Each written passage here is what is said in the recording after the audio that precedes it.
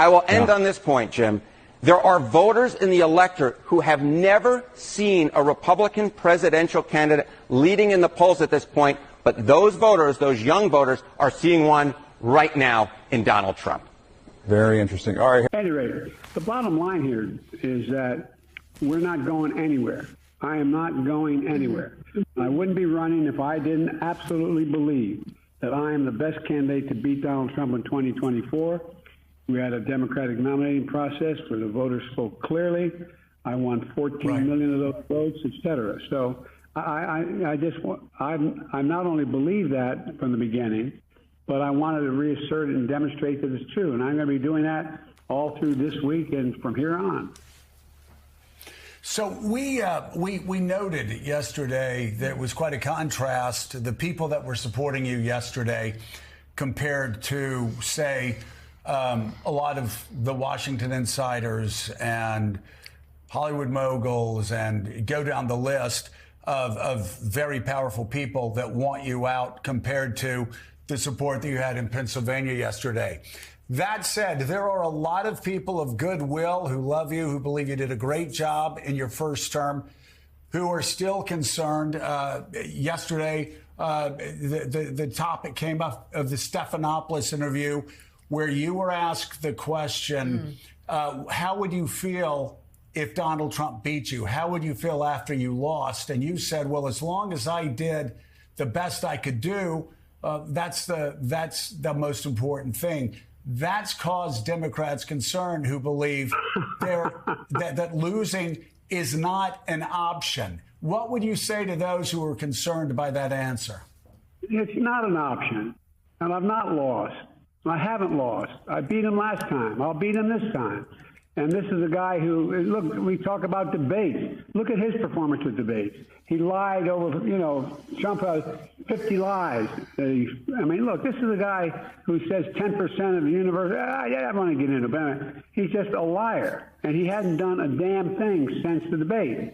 He's been riding around in a golf cart for 10 days, was down in Mar-a-Lago talking with his wealthy friend. I'm not running because of these guys, Joe.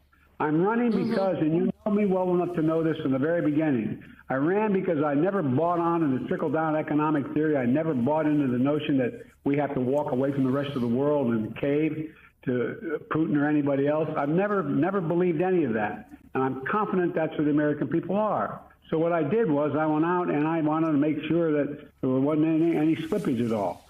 And with the average voter, I don't care what the millionaires think. And by the way, 97% of all the people who contribute to us are people making under 200, contributing under $200. I think we have the largest contingent ever in history. I'm not positive of that, but I think that's true. And so I want their support, but that's not the reason I'm running. I'm not running about what they think or what they care about. And by the way, you don't see a whole hell of a lot of them flocking to Trump. You don't see a whole lot of CEOs flocking to Trump. You don't see any. You see the major economists out there talking about what I have been able to do. I don't hear anybody talking about his economic plan likely to bring America around and keep America first. And by the way, here's Trump talking about all that he's done and Trump and his debate night. He's a pathological liar. He lied about Roe. He refused to accept the outcome of the election. He refused to condemn January 6th. And he says, they claim, he spoke with Putin before he invaded. What the hell are we doing, Joe? What are we doing? This is bizarre. No. It's a good question. I have a few questions, Mr. President, and I know you know where I stand. And yet, I have a few questions. First, it's very simple. How can you assure the American people that you won't have another night like the one you did in Atlanta? Look at my career. I've not had many of those nights. It was a terrible night, and I really regret it happened. But the fact of the matter is, how can you assure you're going to be on faith that can intervene on your way to go to, work tomorrow? Age wasn't, the idea I'm too old.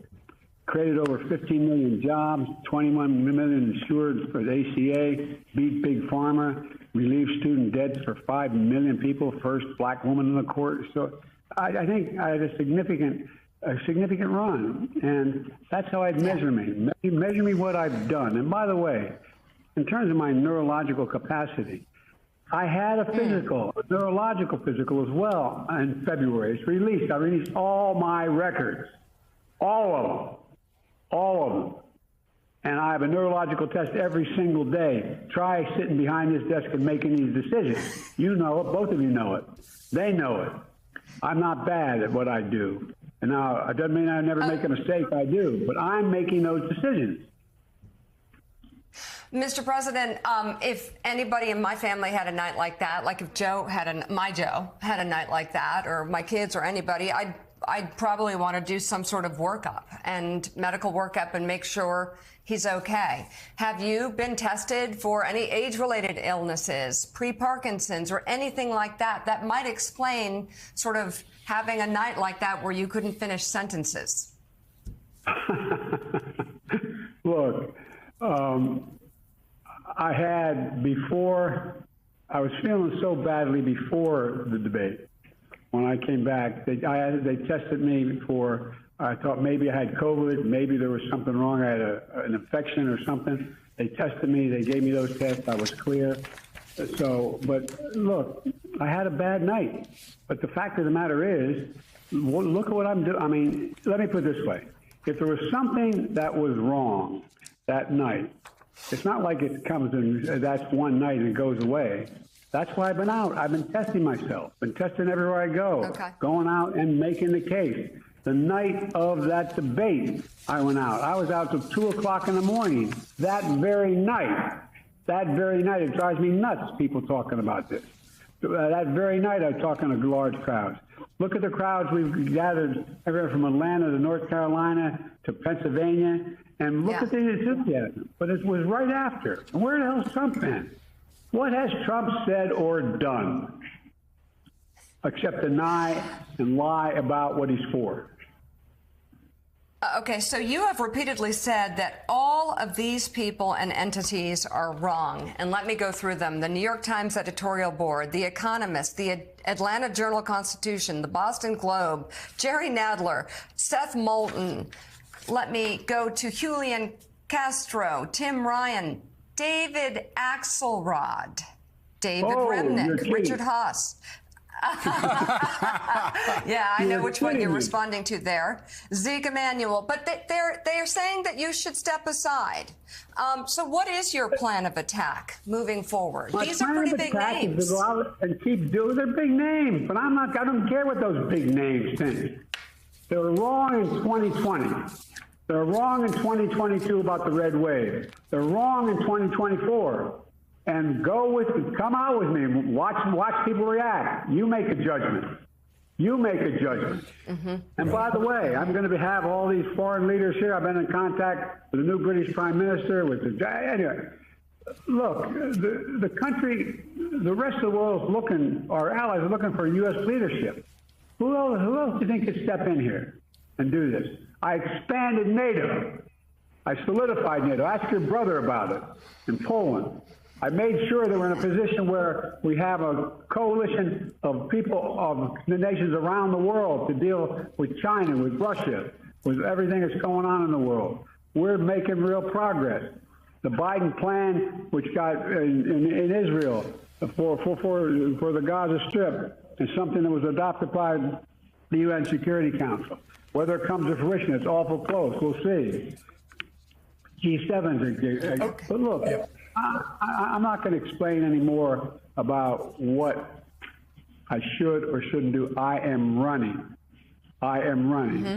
And if you want to stop me, I wanted to ask you, it's so interesting. You talked about how, you were supposed to lose in 2020. You won. There's supposed to be a huge wave in 2022. There wasn't. In 2023, Republicans were supposed to win. They didn't. You could say the same thing about France. Le Pen was supposed to win in 2 years ago. She ended up getting crushed. Her party, her far-right nationalist extreme party, was supposed to win yesterday. They ended up getting crushed. I'm curious, what message do you take from the French elections and the British elections? Because we keep hearing about the rise of far-right nationalist extremism in Europe.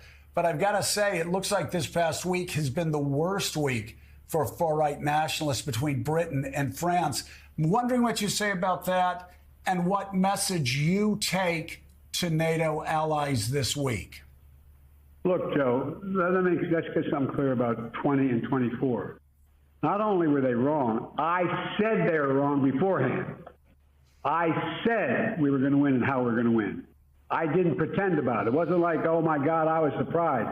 I was not surprised. I predicted it. I knew what we were doing, number one. Number two, you may remember, I was one of the few people out there publicly saying before the 2022 election, there will be no red wave. There will be no red wave.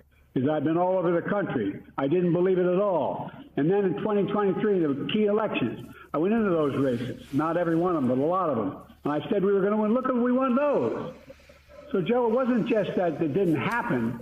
I was predicting beforehand it would not happen. Because I've got a pretty good political instinct and eye. And here's the deal. It's not going to happen here this time around. The American public is not going to move away from me as an average voter, number one. Number two, remember all this talk about how I don't have the black support? Come on, give me a break.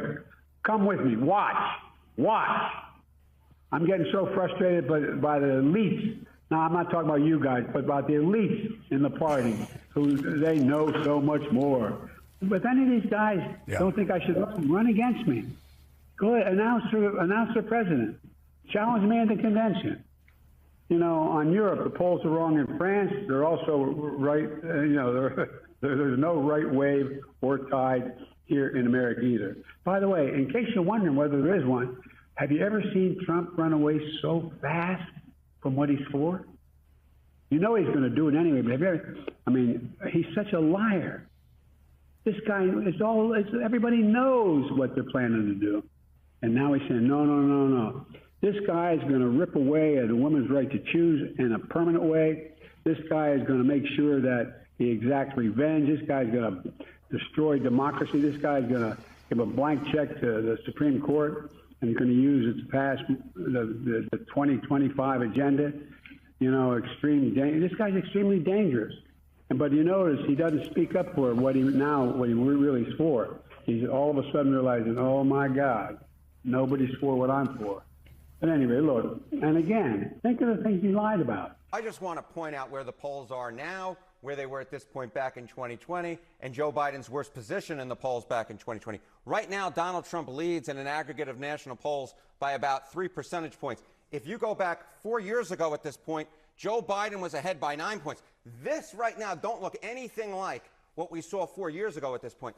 I then decided to take it a step further. What was Biden's worst 2020 polling position? He was ahead by 4 points, which basically matched what he ended up beating Donald Trump by in the national popular vote. So this 3-point advantage for Donald Trump is Donald Trump's best position versus Joe Biden, whether you include the polls this year or you include the polls last cycle. The idea that the polls underestimated Joe Biden last time around, simply put, does not hold any water, Mr. Berman. Not in the general election, certainly. What about in terms of being underestimated in the Trump era in general? Yeah, so I decided to expand upon our search. Who outperformed their July national polls? This is major elections during the Trump era. We can start in the midterms, right? Take a look here. This is the 2022 midterm. Wow. This is a generic congressional ballot. In fact, Republicans were underestimated by a point. They outperformed their July polls and the actual result by a percentage point. You go back to 2018, Democrats did outperform their polls, but just by a point. Basically, the polls were right on at this particular point in the midterm elections. We talk about the presidential race. Last time around, Donald Trump actually did better in the results than his July polls by 5 points. You go back to 2016, you see something very similar. That is, the July polls actually underestimated Donald Trump. He outperformed his July polls. So the idea in the Trump era that the polls have underestimated Democrats, whether it be in a Joe Biden matchup, whether it be a matchup against Hillary Clinton, whether it be in the midterms, at least in the national polling, that right now shows Donald Trump in his strongest position, simply put, is not true. If anything, the polls have underestimated Republicans during the Trump era, especially in the presidential races in 2016 and in 2020. Well, on that front, I mean, how unusual is it for a Republican to be ahead by this much right now? Yeah, so let's go all the way back. Who led in early July polls? Well, right now, Donald Trump is ahead. Go back in 2020, a Democrat, Biden. 2016, Hillary Clinton, a Democrat. 2008, 2012, a Democrat. Even in 2004, where George W. Bush ended up winning, John Kerry was actually ahead in the polls at this point. You have to go all the way back to 2000, to George W. Bush being ahead in the early July polls. You have to go all the way back to the end of the 20th century, beginning of the 21st century, to find a Republican ahead at this point. 24 years. At this particular point, the idea that a Democrat is ahead, there are voters in the electorate who are dealing with a poll position they have never seen before, and that is a Republican leading in the national popular vote, at least according to the poll.